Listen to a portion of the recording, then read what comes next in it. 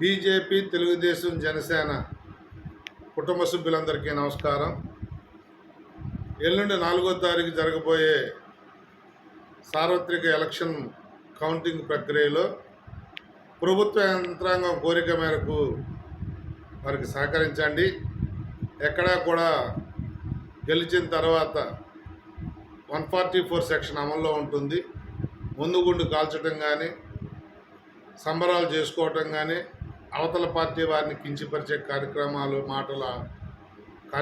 కానీ చేయొద్దండి.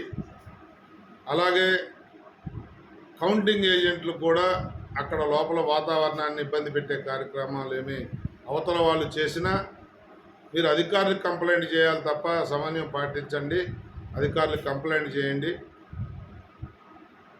వ్యక్తిగతంగా ఆర్గ్యుమెంట్ చేయకుండా యంత్రాంగానికి సహకరించమని చెప్పి కోరుతూ 144 సెక్షన్ అమల్లో ఉంటుంది. 4, 5 తారీఖుల్లో ఏమాత్రం ఎటువంటి కార్యక్రమాలు చేయకుండా మన 3 పార్టీలు ప్రభుత్వానికి సహకరించాలి. మంచి వాతావరణం ఉంది.